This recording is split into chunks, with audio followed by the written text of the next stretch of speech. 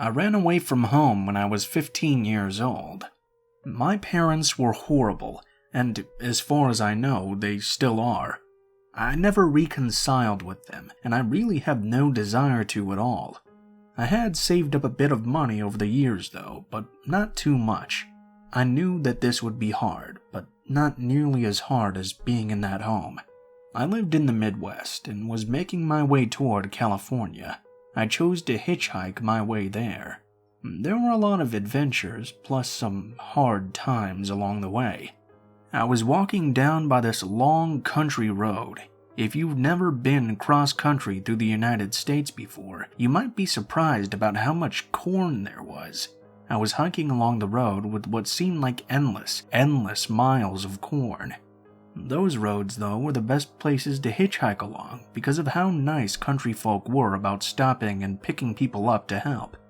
For the most part, in my experience, hitchhiking is not the nightmare that Hollywood would like you to think that it was. But I did have a horrifying experience once. I was walking at dusk thinking it would be hard to find a ride that night. After a short period of time though, right after it got completely dark outside, a car passed me by and then suddenly pulled over. They flashed their lights, which indicated that I was going to be getting a ride. I got in the passenger seat and quickly thanked the man for picking me up. Although older than me, he seemed to be a pretty young guy. He looked like he might have been somewhere around college age. I was wondering if he was on his way to school or something. We chatted for a bit and found out that we actually had quite a bit in common. He had actually left his home also, although he was over 18, so he was not technically a runaway. He had issues with his parents too though. Unlike me, he had his own car. Still, when he began talking about leaving, he seemed more upset about it than I did. For me, it was an easy decision, and I didn't miss my family at all, but his emotions seemed a lot more raw than mine were. He was much more upset and much more emotional. The more and more we talked about it, the more and more I would start feeling concern. As we drove on through the darkened fields of corn, I tried to change the subject away a few times.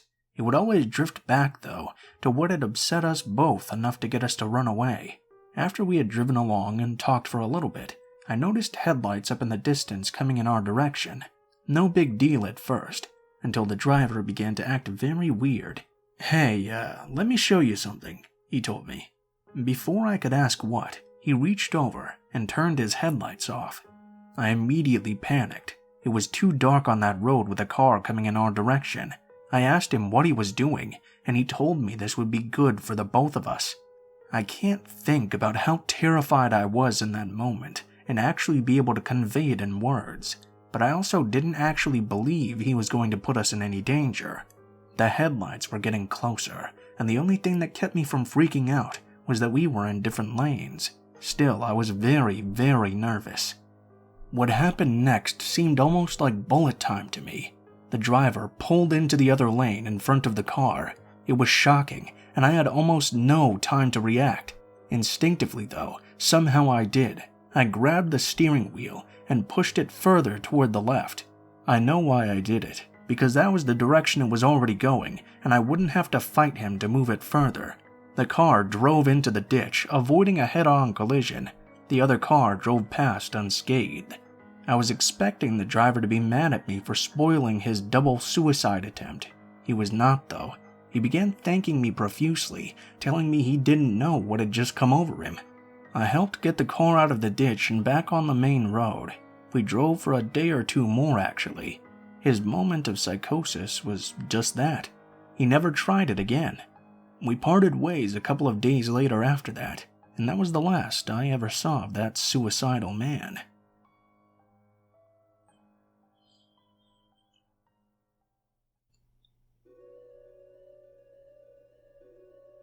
I ran away from home when I was a teenager, and I had a nightmarish experience doing it.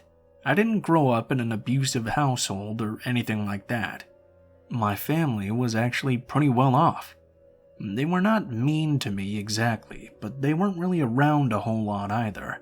Most of the things I needed were taken care of, but I really didn't get a lot of attention from them. In fact, I really couldn't even get in trouble. If I did something that was bad, it was normally immediately forgotten about. I didn't grow up as a bratty kid somehow, though, so maybe that had something to do with it. I began hanging out with a group of guys who were always looking for some sort of excitement. After a while with them, I started smoking and smoking pot as well. I don't consider either of those a big deal. It's just that I had changed a lot. Those were things that earlier I would never have considered. I found it weird, though, that my parents just didn't seem to notice. I guess, looking back on it, that may have been the thing that bothered me the most, because I began doing other things and trying to make it obvious that I was doing them to see if my parents would ever notice, but they never did. I guess that just got me into taking riskier risks. The group of friends and I began to steal things out of cars. We would break in and steal CDs to sell. They didn't do it because they needed money, really. It was really because they were bored. I know that now, but I didn't know that back then. This day, I was supposed to meet one of my buddies at a local store, and he didn't show up. When I used a payphone to call him, I found out that he had just been arrested. That, of course, worried me, but I didn't think I should be concerned until I was walking back home and noticed 2 police cars outside of my house. As a 16-year-old, I guess I should have just taken my medicine, but I was scared then, and instead I ran off. I was too scared to even be in town, so when I got to the train station, I jumped on and bought myself a ticket all the way to the city. It might seem like I was overreacting a bit, but I didn't see it that way at the time. I had been stealing things for months, so I had months of anxiety about the possibility of getting caught. Now that we essentially were caught, we didn't really know how bad it would be. The last thing I wanted was to get caught and go to jail. Yeah, I know, I should have probably thought about that before I went and started stealing things. If you're thinking that, you're absolutely right. Still though, I was at a loss as to what to do. I couldn't exactly go to my friend's house. As far as I was aware, there could have been officers over at all of their houses too, and I really did not want to take any risks. I didn't know what to do when I got off the train. I got out and began randomly wandering around, having no idea where to go, as I'd never even been in this city alone before. I had no idea where to go. I spent the time walking around thinking about how stupid I had been, and how it was completely stupid for getting myself into this situation in the first place. Lost in my thoughts and my worries, I completely lost any sense of where I was going. The train station itself was not in the greatest part of town, so it wasn't like I just wandered into the bad part of town. I had a little bit of cash, so I decided it might be a good idea to get myself a hotel room. I could then think out my strategy as to what to do next. I checked myself into a place, but was possibly more scared in there than I had been out on the streets, honestly.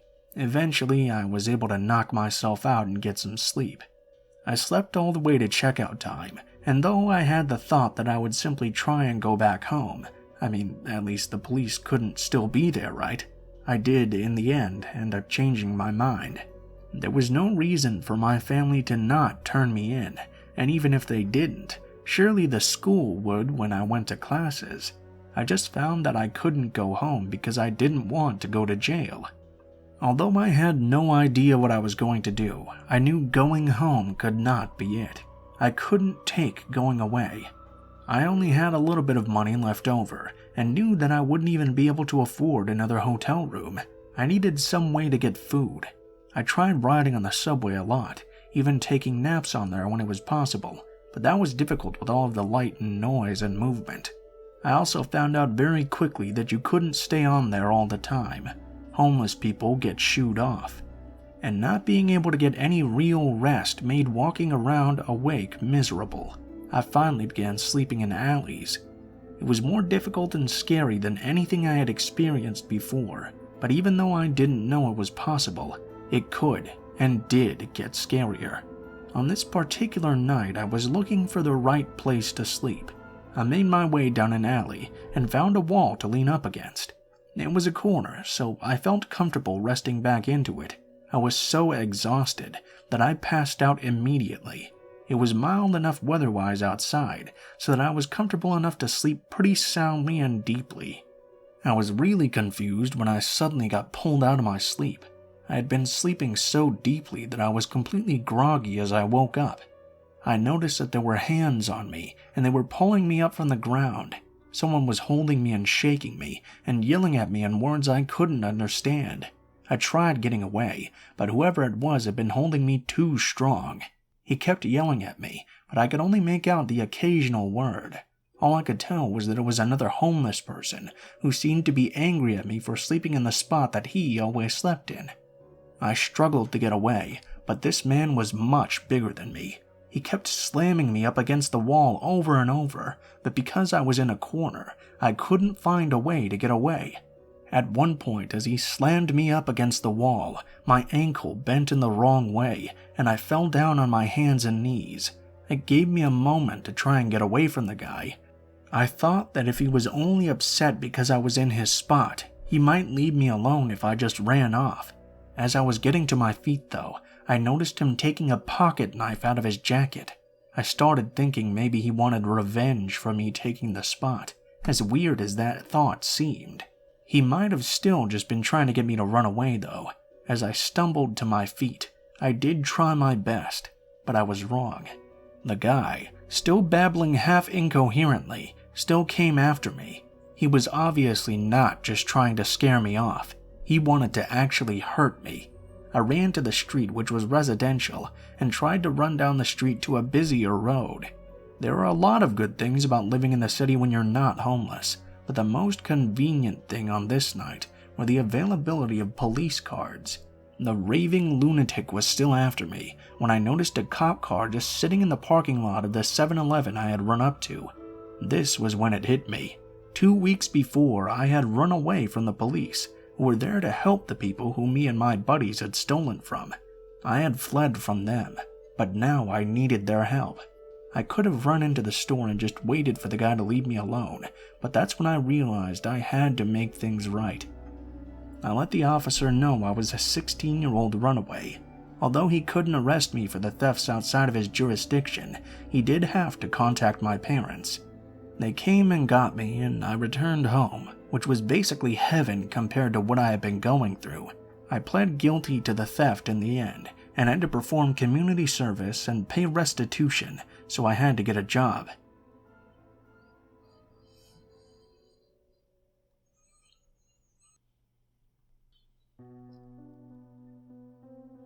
When I was in high school, I lived in a small town in the far suburbs of a metropolis.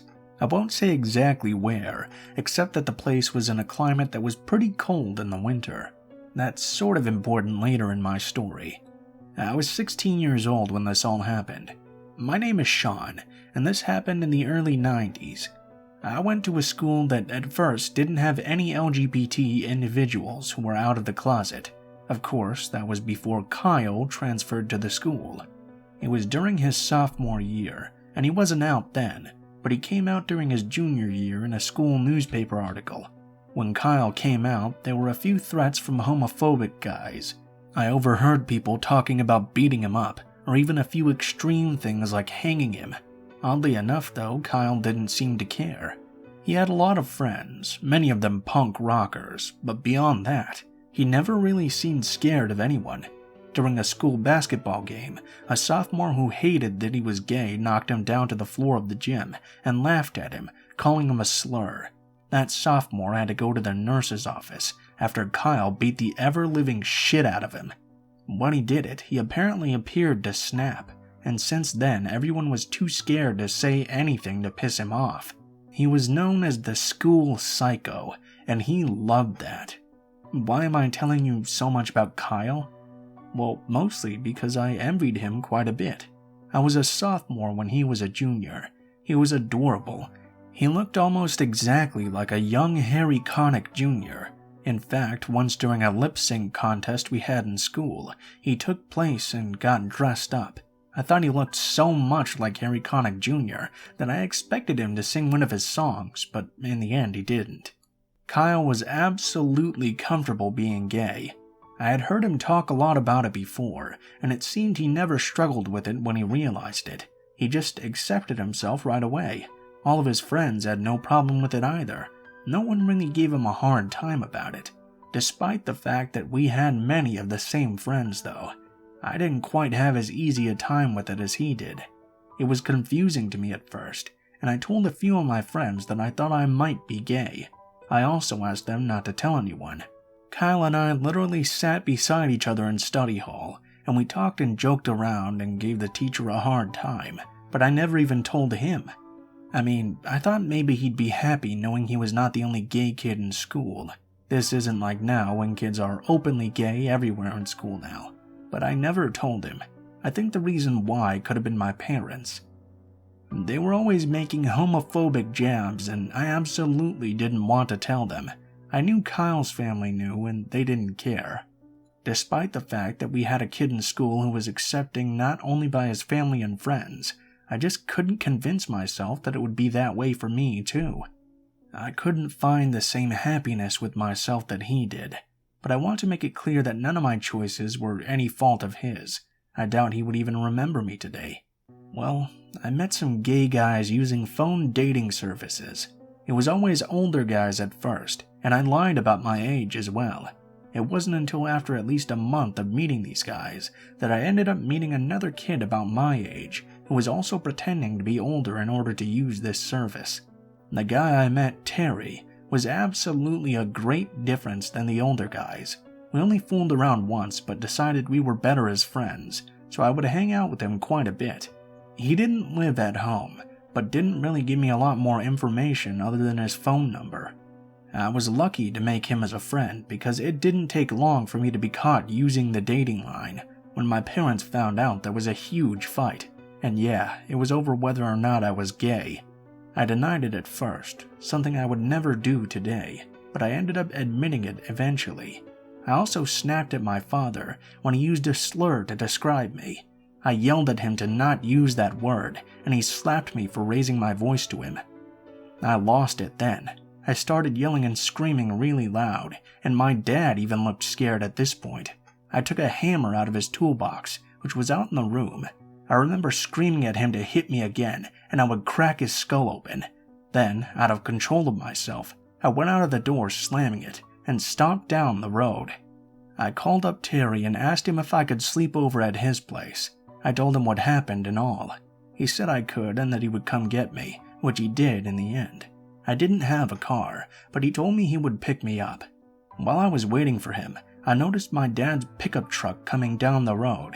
I felt a bit terrified because of what had just happened, and I don't know exactly why I did it, but in the end I decided to hide from him.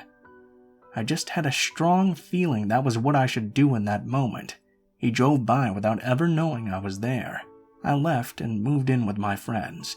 Life took a lot of turns over the years, but those are not important. Years later, I got back in touch with my brother, and we talked about the night I left. We were talking about why he didn't talk to Dad anymore.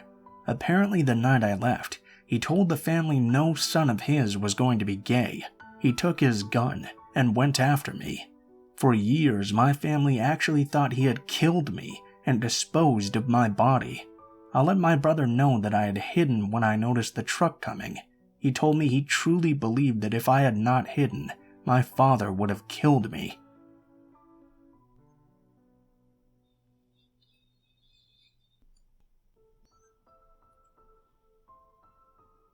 What is up, guys? Blue Spooky here as always. Thank you guys so much for watching, especially if you made it this far to the end of the video. If you guys liked the video, please be sure to like, share, comment, and subscribe if you feel so inclined. If you have any comments about what I could do to improve these videos, please be sure to leave them in the comments below, as I'm always looking for new ways to improve the channel. If you would like to contact me on any social media, links to all of them will be in my description below, including links to my Gmail, Twitter, and Facebook accounts. If you decide you want to send in a story for me to read in one of these videos, please be sure to message me on any of those and I'll try to read your story as quickly as possible. If you do decide to send in a story, please be sure to include in the tagline what the name of the story is if it has one, what the theme of the story is if it has one, and how you would like to be credited in the description of the video the story appears in. Please be sure to include proper grammar and try to make it as detailed as you feel comfortable with so I can be sure to include it in a video as soon as possible. I would also like to give a special thanks to my friend Killer Orange Cat, who allowed me to use his stories in this video. You will find a link to his channel in the description of this video. Please be sure to check him out and give him some support if you like those stories. Last but not least, guys, I also have 2 other channels you can check out if you'd like to. I do disaster documentaries and true crime documentaries on both of them respectively. That's just some extra thing you can check out if you like my content, and maybe it will be for you. Overall though, guys, I think that's pretty much it for now. I know I haven't done an outro in a while. I wanted to test and see how the videos without the outros would do. There's a minute difference, but it's not really big enough to never include them again, so I figure I'll just do some outros every now and then. Thank you guys so much for watching, and I hope you guys have a great day.